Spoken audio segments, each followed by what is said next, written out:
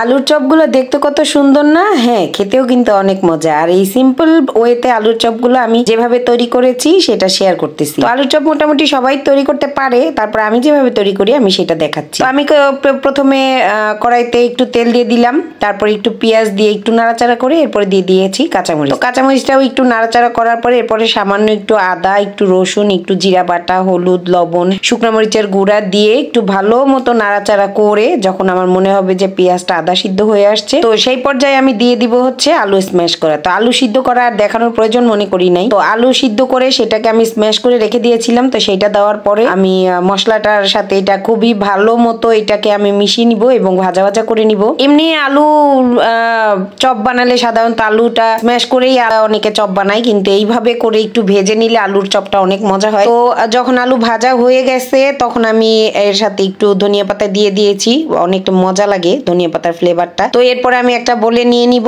এবং একটু ঠান্ডা হওয়ার জন্য অপেক্ষা করব। তো একটু ঠান্ডা হলে তারপরে আমি আলু শেপ দিয়ে নিব। তো শেপ দেওয়ার পরে এটা আমি ডিম ফেটে রেখেছি, আর এটা আমি গোল গোল করব না, একটু লম্বাটে টাইপ করব। তো ডিম ফেটা আমি একটু লবণ দিয়েছিলাম, তারপরে ওটার মধ্যে এটাকে চুবিয়ে নিয়ে এরপরে আমি তেলে ভাজতে দিব। তো আমি আগে আলুর চপগুলো সবগুলো তৈরি করে নিচ্ছি। এই যে একটা একটা করে অনেকগুলা চপ হয়ে গেছে আমার, মানে আমরা ঘরে 4 জন মানুষ, তো প্রায় 2-3টা করে সবাই তো খেয়েই ফেলছি, এই পরিমাণ হয়েছে। এইভাবে মশলার সাথে আলু ভেজে আলুর চপ তৈরি করলে কিন্তু খেতে আসলে অনেক মজা লাগে। তো এইভাবে করে চপ তৈরি করে নেওয়ার পরে আমি যাব চপ ভাজতে। তো এরপরে অনেকগুলো চপই হয়ে গেছে তো বানিয়ে নেওয়ার পরে। আর আমি ব্রেড ক্রাম ইউজ করি, কিন্তু আজকে একদম সহজ স্বাভাবিক ভাবে আমি চপটা তৈরি করেছি। এই তো হয়ে গেছে চপগুলা। তো এরপরে আমি চলে যাব চপ ভাজতে।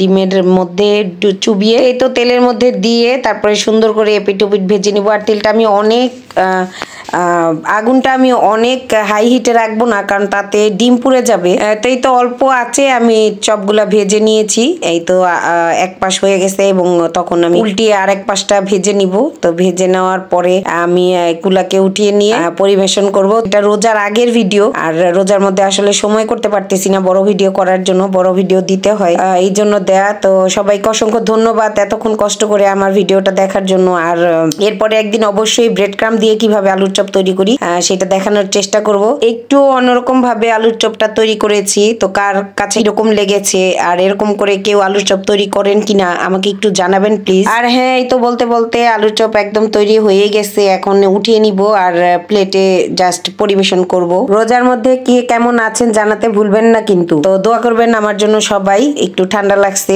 গলাটা ভারবার শুনেই বুঝতে পারতেছেন। তো সবার জন্য দোয়া রইলো এবং ভালোবাসা রইলো।